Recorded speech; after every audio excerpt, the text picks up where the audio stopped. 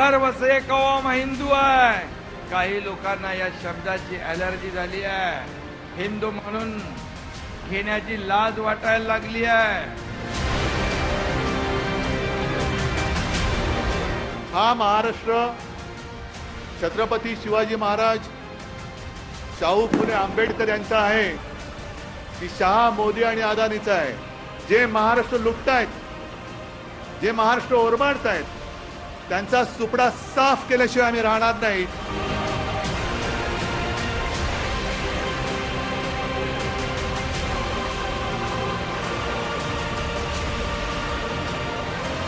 छत्रपति शिवाजी महाराज की जय. भवानी जय. Shivaji.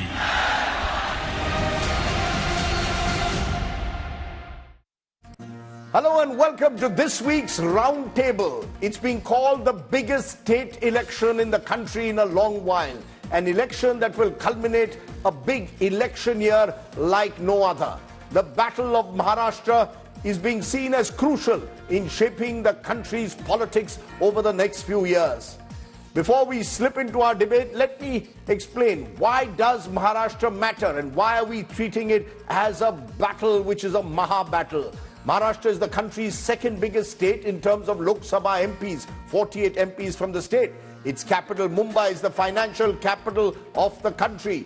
In 2024 Lok Sabha, the opposition won Maharashtra. They won more seats there. So the big question, was that an aberration? This will also be a fight of the alliances. The BJP-led alliance will test the Congress-led India alliance in particular. It is a power fight at one level between Amit Shah and Sharad Pawar, seen as two of the most canny political operators that India has seen. It's a battle that will decide the fate of the Senas. The Shiv Senas will decide who is the real Sena as well as the NCP. It will also decide crucially who has bragging rights at the end of 2024, this big election year, Narendra Modi or Rahul Gandhi.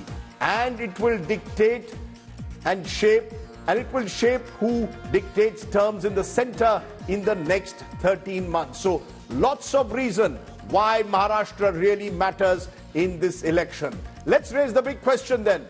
Who is ahead in the battle for Maharashtra? And what are the key X factors in this election? Joining us now, our special guests. I'm joined by Suhash Palshikar.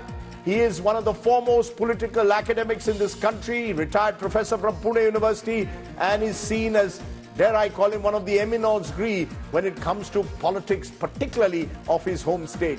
I'm also joined by Girish Kuber, editor of Lok Sakta, again one of the most respected journalists in Maharashtra. Rajat Sethi is a political commentator and strategist who's based himself in Mumbai, working with political groups there and shaping election strategies. And I'm joined by Dhabal Kulkarni, Senior Associate Editor, India Today, and author of books on Maharashtra. And Sahil Joshi, our Mumbai Bureau Chief and Senior Editor, Managing Editor, is also with us. I appreciate all of you joining us. Before I come, I'm going to give you all each X factor. And we're going to go X factor by X factor to decide kaun jeetega Maharashtra. That's the big question. Maharashtra kon jitna? Who will win Maharashtra? First X factor, is this the ultimate seat by seat local fight in 6 mini states that have been rolled into one state? That's what I want to start with. And Professor Palshikar, why don't you start? Is this very different to any other state because of the size? And it is basically 6 different states that are voting: Vidarbha, Marathwada, North Maharashtra, Western Maharashtra, Konkan, and Mumbai Thane. Well, Rajdeep, while the regional factors are relevant, that is not very unique to Maharashtra. States like Bihar, West Bengal, Madhya Pradesh, every state has its own regions and regional dynamics. What happens in Maharashtra, however, is that over the last 2 decades, there is absolutely no certainty about which party really dominates which region. Traditionally, a state that was dominated by Congress, once the Congress dominance was over, it has been open for grabs, and the BJP has been fighting hard over the last 20 years to grab the state of Maharashtra. So more than regions, I would say that the X factor really is practically every constituency, because the election is being reduced to an extremely localized matter, currently at least. Before I go to the other case, just to press you on that, the reason I said it unique is because I don't know any other state, Professor Palshikar, where over 40 years, going back to 1985, we haven't had a single party government. It's either been alliance government, milli-julie government. So it seems that Maharashtra from the outside is a mirror cracked. And that's why I said 6 mini states rolled into one. True. Traditionally, it has been said, for example, that Vidarbha is a contest between BJP and Congress, whereas Mumbai has been a contest originally between BJP and Shiv Sena themselves. Congress and NCP were second players in that region, Konkan included. Western Maharashtra, the two Congress parties were fighting with each other, and Marathwada is probably the most unstable politically region of the state. So yes, if you press me, I would say that each region does have its own dynamics. The point I was making, however, was that probably these regional or sub-regional identities are also getting somewhat sidelined this time around. That's interesting. Girish Kuber, try and give us an explanation for that. Is it also partly because what was a relatively stable state in terms of politics fought within the Congress largely till the 1980s has now seen the emergence in this election of 6 parties spread across 2 alliances? It's like a pack of cards. The cards are the same, only there are more players grabbing them. Correct. Yeah, it's not only regional, it's going to be each and every constituency-wise fight, So there will be 288 elections in Maharashtra. And trust me, there is not a single seat one can be assured of 100% safe seat for any of the political party. So it's that bad or that's complicated in Maharashtra this time. So 6 official players, add to it dissidents. So it's going to be something like 8 or 9 corner contest in every or almost important constituencies. So it's that kind of a fragmentation which is actually impacting Maharashtra, and it's going to impact even further if it continues even after this election. Therefore, Rajat Sethi, it must be a nightmare. There are people like you planning out strategies, whether it's for the BJP or any of the parties. I believe it is more likely, to be with the BJP. Is it a nightmare for a strategist like you? Or indeed a surveyor? How do you survey if there are 7, 8 players at times in a constituency? So I think, Rajdeep, the way the election campaign has unfolded so far, it seems like it's a World Cup match and the pressure is too much to perform. And every party is trying to be risk averse. There are just no risky appetite left with any party. So you will see a lot of predictable steps being taken by every constituent, including, say, the BJP or the NCP or the Sharad Pawar Gut, all of the parties. And for this reason, what we are seeing is that the dissidents, how much the political analysts would have anticipated, say, a month back, did not unfold to that level. There are certain pockets where we are seeing some dissidents here and there, but largely because if you go after the settled MLA and the opposition sort of goes after the biggest challenger to the MLA, the dust seems to be settled. It's not as much up in the air and becoming an X factor the way it became in Haryana. That's my understanding. Right. But however, as others senior panelists are also saying, it's an election where you need to keep a close eye as to which way the local currents are swaying, because local currents would be hard to capture sitting, say, in Mumbai. Getting a sense of what's going to happen in specific areas, even within Marathwada, is going to be very hard. A lot of seats would require proper management, micromanagement, nano management, whatever you want to say, till the very last. Because Sahil, we have already seen in ticket distribution over the last few days, both these allies fighting bitterly for each seat.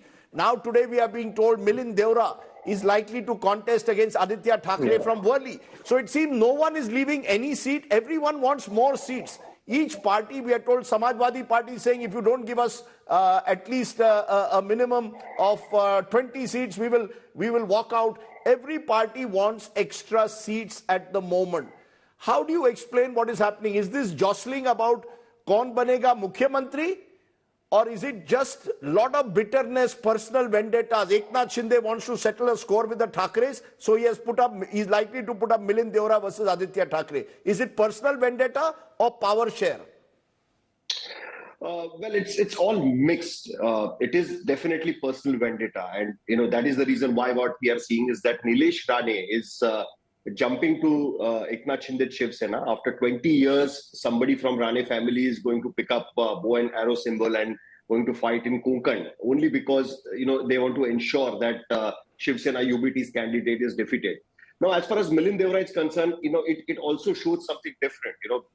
I mean, I think that Eknath Shinde Shiv Sena is really fighting it very hard to find a proper candidate in a seat like Worli, which has been predominantly Shiv Sena seat, predominantly a seat where Shiv Sena would have ideally accepted a candidate with a Marathi middle class background who has been working on the ground. But they are trying to put Milind Devra, who is a proper South Mumbai candidate who has been shifted to Worli to contest assembly election, and it may turn out to be a completely different move. But I somehow agree with Rajat Sethi, because every party is trying to play a safe game. Everybody has become risk averse. If you look at the lists which has been declared till now, BJP out of 99, 80 seats, they have repeated their MLAs. On 5 seats, they are either given a ticket to their son or a daughter-in-law or somebody who is related to the MLA who cannot contest election anymore. On 3 of the constituencies, they have taken the independent candidates who have supported them, independent MLAs who supported BJP after elections and have been repeated them. 5 places, they have given tickets to the candidates who had lost last time. So even there, they haven't changed their candidate. And only 6 new candidates have been selected out of 99. And exactly similar situation you will find with Shiv Sena UBT, not Shiv Sena UBT, but Shiv Sena so NCP, even the Congress, as well as Shiv Sena. I take your point. Even in Congress. Even the Congress has repeated most of its candidates. So they are playing safe. They're also playing a lot of family politics. Dhabal Kulkarni, you wrote a book, I think, on family politics of the Thakres. Look at the way it's playing out now. It's family versus family. You're seeing Sharad Pawar once again in Baramati. Ajit Pawar is likely now to face his nephew. Across the state, you will have an uncle in one party, nephew in the other party. You're seeing, in a way, Maharashtra split open. Raj Thakre is also going to put up candidates. Is it now all in the family in Maharashtra? Family wars, each one contesting for their specific areas of influence. Is that what we are also seeing? Yes, Rajdeep, let me tell you, this is a watershed election for Maharashtra, and all parties are going to deploy resources, they are going to deploy caste, religion, etc. to win this election. After all, democracy is about choosing the lesser evil. It's a choice between Sapnath and Nagnath. But I think now, this time, Hamam mein sab nange, it's that kind of a situation there. So coming to the Thakres and coming to the very sort of idea of family politics, I think that this election will determine the fate of 2 political parties. That is, which faction of the Shiv Sena is the real Shiv Sena. Number 2, which of the 2 NCP factions is the real NCP. But it will also determine the political fate of 4 leaders, that is Eknath Shinde, Uddhav Thackeray, Ajit Pawar and also Devendra Fadnavis. Now coming to family politics, it is said that the politics of Maharashtra actually revolves around 150 established families, largely from the Maratha community. And if you go through the list of candidates announced by all political parties, I think that cements this particular hypothesis. Because you have constituencies, you have districts, for example, in Airoli, Ganesh Naik is contesting, the former Mr. Ganesh Naik is contesting as a candidate of the Bharatiya Janata Party.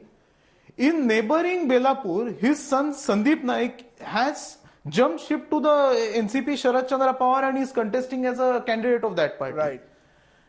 Sindhudurg, you have Nitesh Rane who's fighting to retain his seat, that is Kankauli, as a BJP MLA.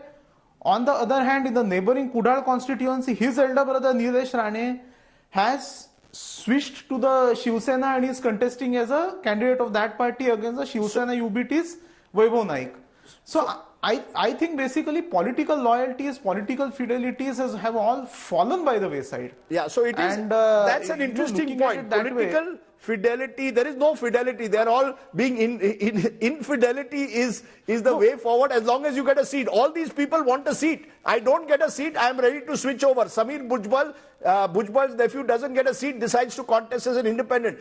It is about kaun jeetega seats. But the family wars, are an interesting dimension of Maharashtra's politics, Suhash Palshikar. We talk of dynasties, but Maharashtra seems to have, it's almost now become, the family legacies are being divided within families, whether it's Thakres, whether it's Pawars, or whether it is district level satraps as well.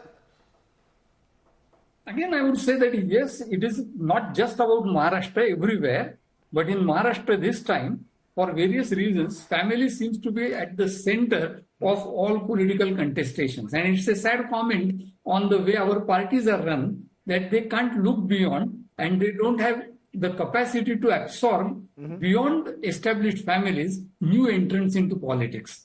In a sense, this is a cyclical situation that for last 20 years we say that there is a stagnation in the state politics. On the other hand, we find that parties are unable to involve new blood easily and keep the same families sort of circulating in power circles. Let me just take that forward to you to the second X factor and bring in all our panelists, starting with you again, Dr. Palshikar, is cash handouts by the Shinde government. Is that an X factor, especially Ladki Bahin impact on women? Remember, since July this year, 1,500 rupees given to poor women earning less than an annual income of 2,50,000. Over 2 crore families have got these benefits, adding up to 7,500. I wrote an article today, Professor Palshikar, suggesting it could be either seen as a bribe or it could be seen as a game changer. Is it both? Is it a bribe or a game changer? It's bribe in a sense because all such facilities announced on the eve of elections are tantamount to bribes. But it's not a bribe also because voters don't easily really vote just on the basis of these so-called facilities that are extended to them. In a recent survey, it was found, for example, that many of the beneficiaries are not in a mood to vote for the Maha. So it is not a one-to-one relationship that you pay so many women Ladki Bahin scheme grants and they vote for you. It might be only a marginal advantage to the BJP, Shiv Sena, NCP-led government. You say it is a game changer only probably to the extent that the difference between the two coalitions is so thin that just a small change in women's vote can actually benefit the Mahayuti. Girish Kuber, do you think this is the big game changer? We saw in Madhya Pradesh, Shivraj Singh Chauhan turned around an election last year with his Ladli Bahina scheme. Can Maharashtra, the Shinde government, Mukhyamantri Ladki Bahin scheme do that for him and the Mahayuti?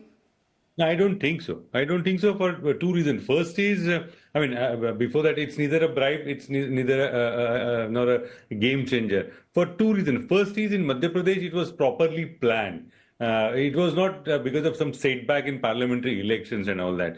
Number two, even those who are benefiting because of the scheme, they also with full skepticism say that we know that it's going to be there for 3 months. So why not grab it? So why is it not a bribe, Girish? Girish, why do you say it's not a bribe? I am giving people 4 months ahead of election 1,500 rupees a month and you're saying it's not a bribe? In the sense, bribe morally it is, but the way it is structured in Indian context, I don't think it will be qualified as a bribe under the law. It should be actually. That's what you and me wish, but that's not going to happen. But politically, I don't think it will bring a major dividend to the ruling alliance. Interesting. You're saying that. Rajat Sethi, what are your surveys showing? Are you seeing a change? I hear from various pollsters that it is having some kind of an impact on the ground. And is this back to the Revdi culture? Narendra Modi ji a couple of years ago said this is all Revdi culture, get out of it. Now he's doing khatakhat politics of the Congress and fatafat politics of Shinde. See, I think, and I've said this before on your show, that all good economics have been reserved for the central government or at the center, and all bad economics has been pushed to the states. So be it not just this state, you look at all the neighboring states, Telangana, Karnataka, everywhere, it's all bad economics being thrusted down because when the state governments can't do enough to win over the hearts and minds of the voters, this is the last refuge. And I, however, see this scheme with from a little bit of different perspective. See, look at Lok Sabha results. At the time when the results came out, it was almost like a political wreckage for the ruling NDA. both at the center and at the state. They had to somehow change the narrative. They need to go out to the public with something to talk about in a positive light and have certain marginal voting benefits. And that's about it. Certain marginal 1 or 2 or 3% benefits, which we are observing in the survey, might be enough on an aggregate level to, to basically go past that majority mark or the vote share majority mark, and also give the BJP enough ammunition to go to the public and talk about something. Otherwise, past 2 years or so has been only about political entrepreneurship of one kind or the other kind, breaking of families and leaving the voters in a very distasteful mind. So you're saying I think that seems to have changed to some extent. It has changed the narrative, many believe. Sahil Joshi, has it changed the narrative? Your team in Mumbai Tak has been tracking Maharashtra. Do you get a sense that more and more women are talking about Ladki Bahin? They're talking about Ladki Bahin, and why would they not talk about it? Because if somebody is giving you 1,500 rupees a month directly in your account, they would definitely appreciate it. And that is what normally in Mumbai, in any of the middle class family, they pay to the household worker who come to wash the utensils at home. So it's almost like a 1 month pay to them. So obviously they will talk about it. But that is not what we want to discuss, because interestingly, what I have seen normally is that when you declare such kind of schemes, it's kind of a retention scheme given in the corporate world. When you are not sure about your employee whether he will be retained or not, you will not see such kind of schemes in UP or in Bihar, because there the political parties are more or less confident about who are actually going to vote for them. Whereas in Maharashtra, it seems now that the political leadership is not sure about whether they have a sufficient vote bank to get them elected in 2024, number one. Number two, it also shows a lot of things, is that there is a lot of rural distress. Normally, any government starts announcing such kind of schemes when there is an economic distress. That is how the Manrega started in Maharashtra, right? So if there is a rural distress, is it sufficient to give 7,000 rupees in 5 months and expect that they will start voting for you?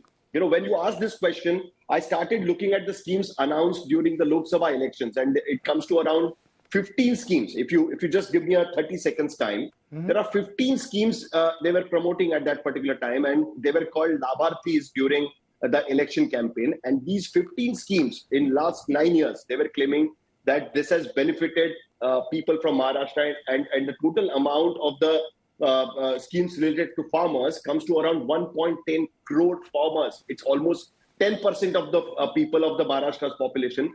Despite that, what we have seen is that because of the anger among the farmers in onion belt, in cotton belt, in soybean belt, the Maha UP has suffered. So it is not sufficient. What I think is that, yes, of course, they are talking about it. It is a talking point in Maharashtra. Right. But is it enough to convert it into a vote? It's something what we will have to wait. Let's therefore turn to the next X factor in this context only, which is agrarian distress. Because one of the stories, untold stories, not told often enough, is agrarian distress in rural Maharashtra. We talk of Maharashtra, outside Maharashtra, and look at Mumbai, Pune, look at the bright lights and the industrial powerhouse that undoubtedly the state is. But agrarian distress is a major issue. Just to throw some numbers at you, in terms of farmer suicides, 2021, 2,743, 2022, 2,942, 2023, 2,851 farmers committed suicide in Maharashtra. Worst affected areas, Vidarbha and Marathwada. Therefore, Dhabal Kulkarni, could this be an election where this is the other unseen X factor? We don't know how deep the agrarian distress is. Is it enough to give 1,500 rupees a month to somehow douse the anger? How do you see the farmer, the kisan, becoming a key issue? See, Rajdeep, let me tell you, you spoke about, let me stretch a bribe analogy for a bit. I'll put it this way. In fact, the present dispensation is trying to fight elections using public money. So if you go through the list of all these schemes announced by the state government, after the Lok Sabha elections, they have announced over 90,000 crore worth of schemes, of which Ladki Bahin involves a financial outgo of 46,000 rupees per year.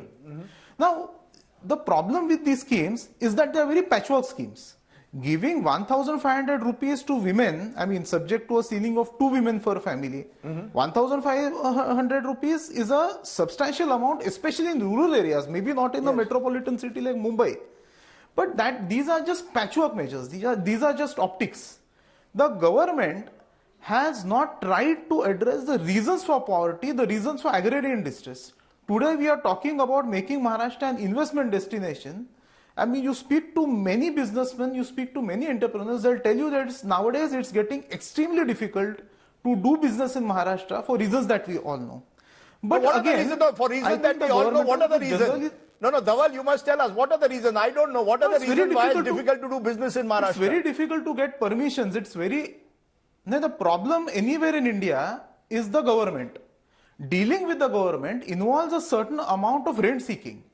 When it comes to permissions, when it actually comes to running a business, there are too many old and antiquated laws, regulations, etc.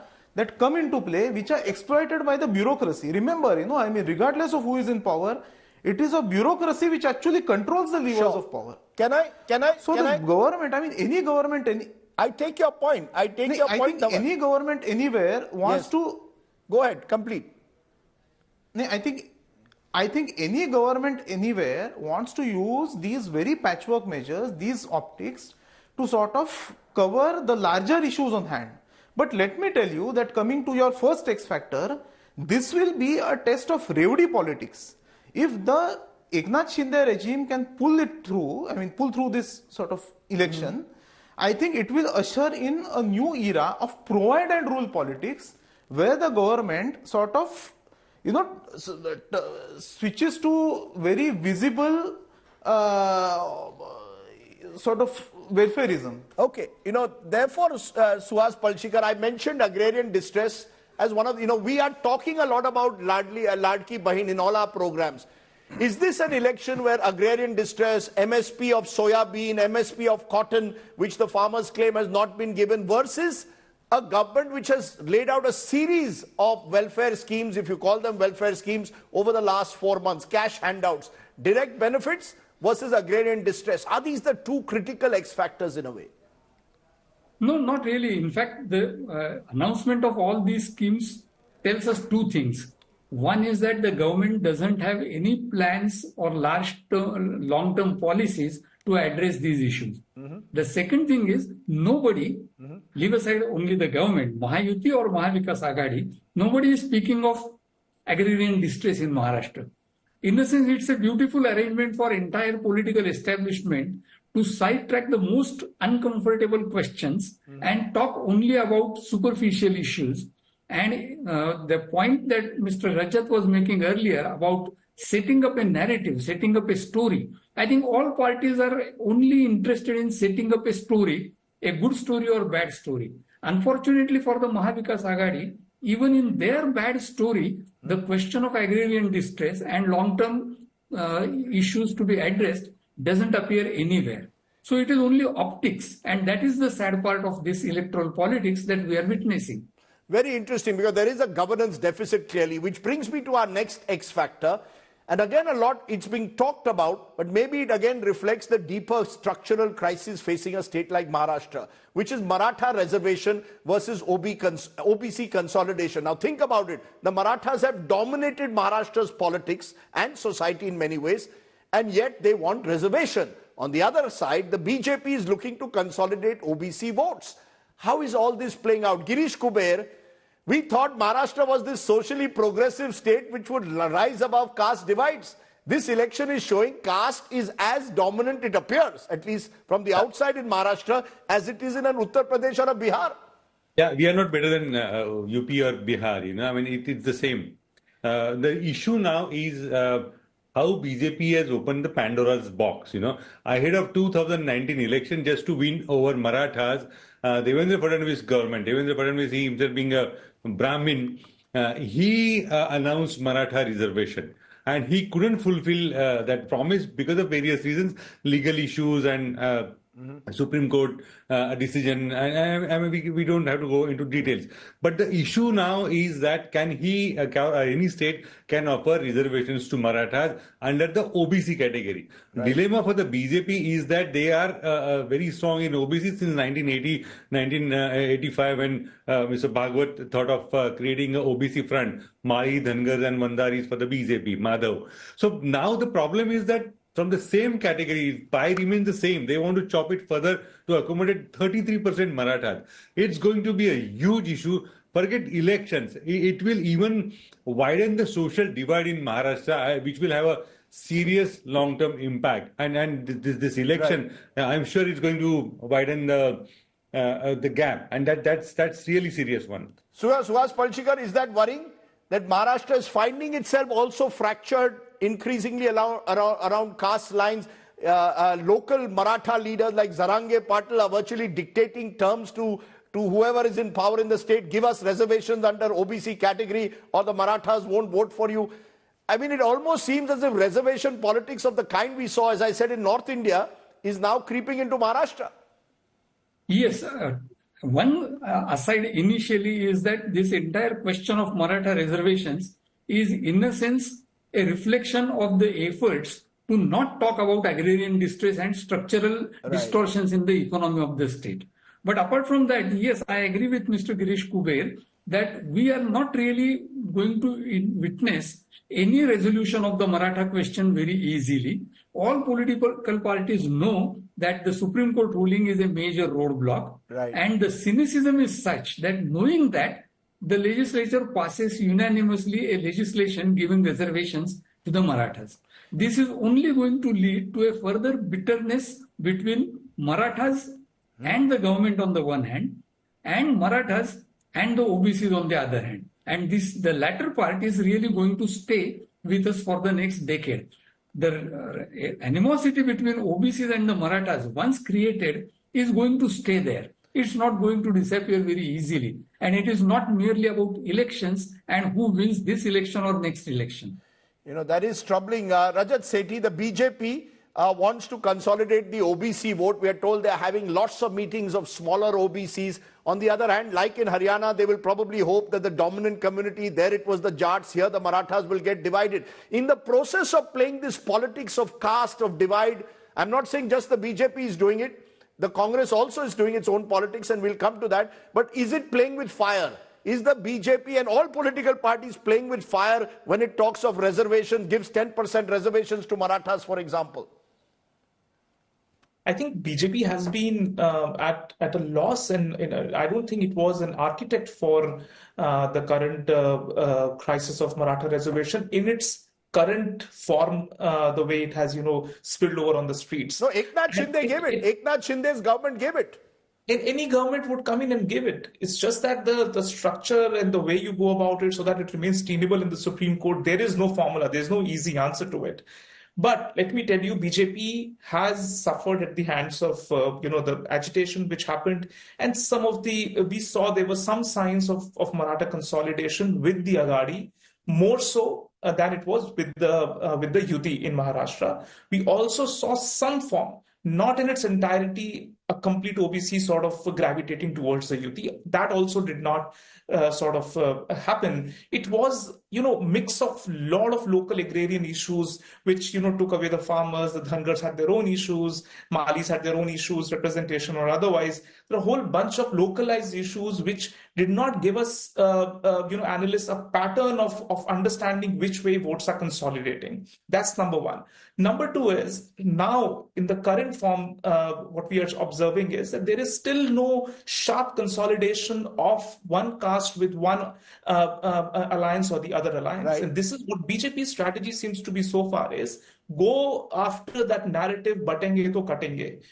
Talk about unity. Talk about unity of the Hindu community as a whole. No, batenge to katenge is about unity of the Hindu community. Let's be clear. Batenge to katenge is Yogi Adityanath's definition of Hindutva. Let's cut the chase. Prime Minister, see, it's even Prime Minister very clearly after Haryana win, also from the BJP head office, he hinted that the core plank of BJP would be to keep telling the constituents that we cannot be divided on the caste lines. So they are this saying is going to be the consolidate the Hindu strategy vote. So you're of- saying it's Hindutva versus caste. Simply put, 100%. simplistically put, your BJP looking to consolidate Hindutva versus caste. You're smiling, Suhash Palshikar. I'll come to you, Sahil, in a moment. But you were smiling when you heard batenge to katenge. Yes, Professor Palshikar. You know, after Diwali, there would be rallies by the Prime Minister. And I think it is that time when the narrative for the BJP would be set on these lines. Though he might not talk of batenge to katenge, the entire message would be that of Hindu unity. Once that message is given, the expectation would be that disgruntled Marathas and suspicious OBCs would also rally behind the BJP and BJP-led Mahayuti. So the real game, while we are discussing all these strategies today, would really inaugurate only after Diwali. The Very real interesting. firecrackers, so to say, in Maharashtra's elections are after Diwali. So the real dhamaka, Hindu unity, which you believe the BJP will play the card versus caste politics on the other, which brings me to my next X factor, and this is where the opposition will have much to answer, because Sahil Joshi, Dalit Muslim alliance on the ground. We saw in the 2024 Lok Sabha, this was a major factor. Dalits, Muslims coming together, Vidarbha, Mumbai, other parts. Is that alliance now what the opposition is banking on? You can add the Kunbi community and make it DMK in Vidarbha. Are they banking on this consolidation, that while BJP tries to consolidate a Hindu vote, the opposition tries to consolidate a Dalit, Muslim, Adivasi, Kunbi identity?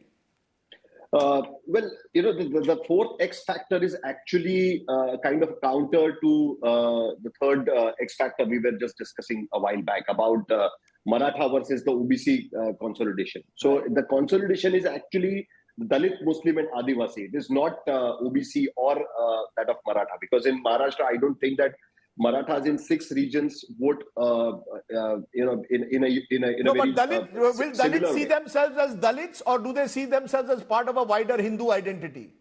No, so there is a difference between the Hindu Dalits and, of course, the Bauds, which actually went with Dr. Babasaheb Ambedkar and took Diksha in Nagpur. So there is, of course, that kind of a difference. But if the Hindutva card would have been successful in Maharashtra, then BJP wouldn't have needed Ajit Pawar in the alliance. Then the BJP wouldn't have needed breakaway Shiv Sena factor and Eknath Shinde's party in the alliance. So the Hindutva card, they tried its peak in 1995, but despite that, they couldn't reach 144 mark. Even in 1995, when Balasaheb Thackeray was alive, he was taking rallies across Maharashtra. So that didn't No, are work. you saying Hindutva alone is not enough? You need Hindutva plus. Hindutva alone is not enough in Maharashtra, because the Maharashtra social dynamics are completely different. There have been social movements in Maharashtra, and that's why the Hindutva card had never worked in Maharashtra. It may have worked in some urban centers, in some parts of Maharashtra, some part in Marathwada maybe, some part in Vidarbha maybe, in some part in Mumbai maybe, but not across Maharashtra. It has always worked. Otherwise, BJP would have crossed the 40% vote share mark in Maharashtra way before. That has never happened. So they have to look beyond the Hindutva card, and that is the reason why this alliance is happening. I'll just add one line, because insiders from Mahayuti tell me that whenever Nitesh Rane, Narendra Rane's son, started taking rallies across Maharashtra, the first people to complain about it after Lok Sabha elections I'm talking about is Eknath Shinde and Ajit Pawar, that please rename Nitesh Rane, because it will consolidate the Muslim You mean his vote hate against speeches us. towards Muslim, when Nitesh Rane was giving hate speeches towards Correct. Muslims? So there was a complaint by Eknath Shinde and Ajit Pawar that please rename Nitesh Rane because it is consolidating the Muslim votes. We don't want to go against Muslim votes. And please understand one thing, when you were talking about the schemes which were declared, there is one scheme which went unnoticed, is about the Tirth Yatra scheme. And you will be surprised to know that even Haji Malang Dargah, the Shiv Sena had made quite a hue and cry about, is also part of that Tirth Yatra scheme. The salaries of the madrasa teachers have been tripled in Maharashtra after the Lok Sabha elections by the government cabinet decision, whereas the BJP is opposing giving salaries to madrasa teachers in UP and elsewhere. Why this has happened? Because they have realized that the hardcore Hindutva doesn't work in Maharashtra. It consolidates the other part of the people who do not agree with the Hindutva ideology, and that is where the problem lied in the Lok Sabha election. So that has also happened in Maharashtra. So please try and understand this as well. You know, that's fascinating. I just for a moment want to bring you in, Girish Kuber, on this. The Dalit identity, you know, this is the land of Ambedkar. Maharashtra politicians love to say we are the ones who are socially progressive. Shahu, Phule, Ambedkar, they will cite these names again and again. Has that Shahu, Phule, Ambedkar, particularly Ambedkar legacy with Prakash Ambedkar himself now being accused by many critics of being a B team of the BJP in the Lok Sabha, is the whole Dalit identity consolidating once again in a way that perhaps we haven't seen in recent times? No, I don't think so. There are two sections of Dalit. One is like pro-Hindutvawadi, or which is willing to be on the side of the BJP, like Ramdas Athawale, and who is upfront officially with the BJP, and another one is like Prakash Ambedkar, who behind he's in the wings supporting the BJP. But the larger point is that the RSS or the BJP, it's like another larger attempt to appropriate Ambedkar's legacy. You know, so instead of Samata, they will call Samarasata. So this is BJP's version of appropriating Dalits, which is not happening as of now. Right. And in the long run, whether they are successful, that will be interesting to see. But currently, it is not. It's not working, and that's exactly Hindutva is failing on that front. They are worried about the caste angle. They are worried about Dalit angle, and this is going to play in certain areas in Maharashtra, especially in Vidarbha. You know, let me come from there to an interesting X factor, and this is where we come into personalities, and where television in particular looks at elections often through personalities. And I want to say one X factor, Professor Palshikar, is Sharad Pawar versus Amit Shah, battle of political Chanakyas. And many believe that the present disruption in Maharashtra's politics has two chess grandmasters, Mr. Shah and Mr. Pawar. It began 5 years ago when the Shiv Sena broke away from BJP and joined hands with the NCP Congress. Is this also a politics which is playing out? And it is reflecting, some say, in a sort of anti-Gujarati sentiment that the opposition is trying to stir, that businesses are being taken away from Maharashtra to Gujarat, that Gujaratis are running Maharashtra. Is there a subtle or not so subtle battle between Amit Shah and Sharad Pawar? Well, I don't think in terms of electoral politics or campaign and optics, Amit Shah is really an important thing in Maharashtra. What would matter in Maharashtra would be, as I said earlier also, Modi's rallies. For the BJP in Maharashtra, probably Modi is the only asset currently besides what they have on the ground. Not Fadnavis? Amit Shah matters. Fadnavis is not an asset, sir? His supposed skills in micromanagement at the local level. And that is where, yes, Sharad Pawar and Amit Shah and everyone, all others really would be matching each other's wits. But I don't see, I wouldn't like to look at this election as a battle between Sharad Pawar and Amit Shah. Right, you're saying it's not a battle between Sharad Pawar and Amit Shah. We'll leave it at that. I'm going to give you, therefore, the one final X factor that I have in this election. Ajit Pawar factor, asset or liability. Dhabal Kulkarni, we spoke about the Thakres. What about Ajit Pawar, asset or liability? And I can include also that within that another X factor, Kaun Banega CM, battle within the battle. So there's Eknath Shinde versus Uddhav Thackeray, and there's Ajit Pawar versus Sharad Pawar. Are these battles also going to play out? And not to forget Mr. Fadnavis. See, I think round one of this Pawar versus Pawar battle has clearly gone to Sharad Pawar, because considering the strike record of his party and also considering the fact that his daughter Supriya Sule defeated Ajit Pawar's wife Sunetra Pawar from Baramati. But I think this time, during the assembly elections, Ajit Pawar may put up a relatively better show compared to his Lok Sabha showing, because he has the support of leaders who have a strong constituency presence, who have strong constituency support. So, which is why, he may notch up sort of good number of seats. How many we don't know. We know about it only on the 23rd of November. See, Ajit Pawar, I think, holds the record of being the longest serving deputy chief minister of any state. But he has a long cherished ambition to become the chief minister, Whether he will be able to do that, I think it depends on the post-poll scenario, because now we all know that nothing is sacred in Maharashtra's politics. No, but nothing is theoretically, except no, for I take it, Congress and BJP, and for Eknath Shinde and Uddhav Thackeray, anybody can come together. You know, the fact is that Rajat Sethi, But will we see Sharad- more?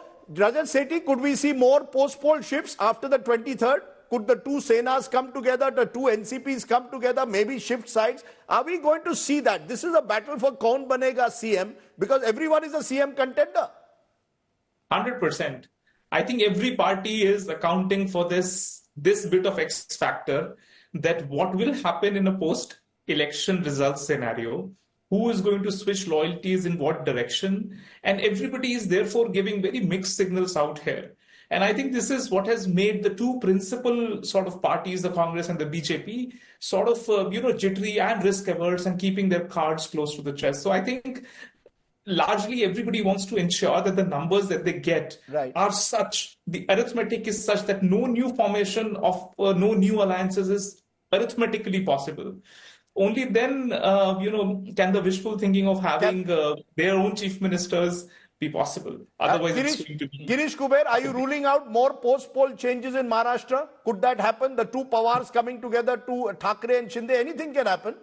Yeah. Considering what happened last 2.5 years, I'm not going to say anything on this front. Anything is possible in Maharashtra. Even Raj Thackeray, Uddhav Thackeray joining hands. I mean, there are hundreds of possibilities, and Maharashtra has become a kind of a laboratory of all such experiments. So I'm off the game now on this. Suhash Palshikar, therefore, conclude for us. Given this Maha mess, I have called it every day a Maha mess. Is Maharashtra a Maha mess, where we are seeing a complete breakdown of ideology, a mirror cracked, and power, a lust for power overcoming everything else? So, kuch bhi ho sakta hai come tomorrow. Sure enough, kuch bhi ho sakta hai is probably the correct conclusion. My sense is that given the condition of the two coalitions, the third, fourth players probably, which we didn't discuss too much, would have a major say in the formation of the new government. You're saying independents and smaller parties? When you say third, fourth players, you're saying independents and smaller parties could well decide Maharashtra? Yeah, there is this Parivartan Aghadi, there is the Vanchit Bahujan Aghadi, who might not get any seats, there is MNS and the rebels and independents. Okay. They might have a major role to play, because the BJP would in any case not want Eknath Shinde to continue as chief minister. Correct. Okay. And for that, it would have, by necessity, have to do some business with various other players in the state. So it is a free-for-all, and all possibilities are open. Like what Girish Kuber said, I wouldn't stick my neck out saying who will be the next chief minister. Let's leave it there. After having Eknath Shinde becoming chief minister and earlier Ajit Pawar becoming early morning deputy chief minister, I think no sane person would really bet on who will be the next chief minister. Let's leave it there. Maha mess is what we've been calling it for the past few days, and as I think this discussion shows, it's unique. But the stakes are very high, because who wins Maharashtra, particularly among the two major national parties, could well set the template for Indian politics in the year ahead. On that note, to all my panelists for this extremely educated and I think noise-free debate, which is what we try to do on the Roundtable, thanks so much for joining me.